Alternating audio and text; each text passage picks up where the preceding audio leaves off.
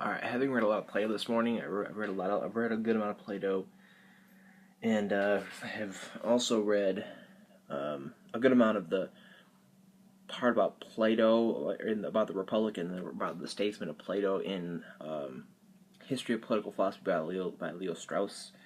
And there was something in here that had me thinking that had me thinking about something that I hadn't really thought about before, and it's this one little thing. He basically really goes over a good amount of the political philosophy in the Republic, and he says this very succinctly. Virtue is impossible without toil, effort, or repression of evil in oneself. Toil and effort. Having read a lot of virtue ethical theory,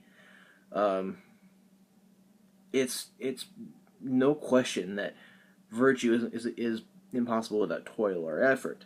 But then the question of repression of evil is a totally different thing that I hadn't really thought about before. Because I think in virtue ethics, it kind of just so happens that you have to have this practical you have to you know use practical reason and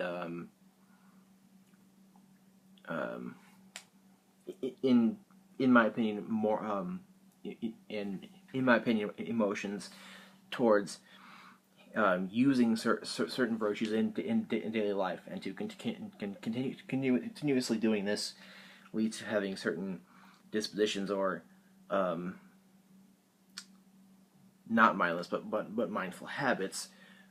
This disposition, and that this leads to a certain flourishing. That's just kind of the common idea of virtue and the ethical theory of virtue. This virtue ethics is really in my opinion the most ideal ethical theory. But this was something I hadn't really thought about. I mean, it doesn't really have. It really has a big question as to: are we ultimately good, or ultimately bad, or do we have inner good, but there's inner evil there too, and we have to repress that and use these practical disciplines that virtue ethics talks about to repress those and to remove those from our lives. So I guess the first question I might want to ask is it really necessary to repress evil in the process of being virtuous and gaining virtues? Is it really? I mean, do we really have to do that? And if we really do have to do that, I mean, like I said, it's no question that we have to have toil and effort to get to a point of eudaimonia. There's no question about that at all. But there is a question as to what are our souls made of, or what is in us. Is it primarily good or primarily evil, or no evil? I'm certain that there's at least some good in everybody. It's just, I think it depends on which master you choose to serve. I personally think that there's good in everybody, and that there's bad people, and then the people who do bad things. There's no really bad people. There's people who do bad things, and that kind of is because they choose to. They choose to serve that master. They choose to do what ideas of evil will say. And I think that if there is no moral inner structure in our life, then the whole thing is going to fall to primary ideas of evil, and the actions are going to be determined by that. So I guess I think it's definite that we all have some good in us. And then it's quite possible that through out various actions and living in a certain way, it could be possible that we could end up not having any good in us. It's possible for someone to end up that way. But I guess my question is it possible to is it possible to repress the evil, or can we I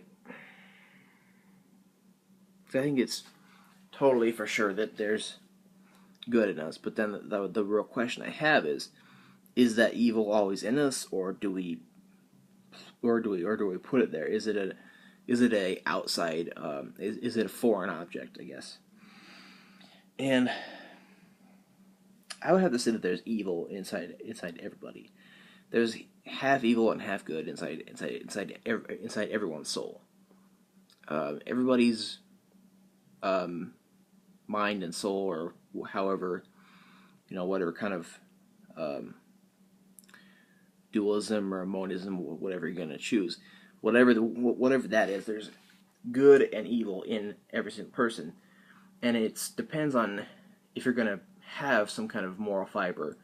And I'm not saying that I think that moral fiber doesn't really mean that you're going to have some kind of theory. It just means that you're going to have some kind of structure in you that says that it's kind of a good idea not to do this, and it's a good idea to do this.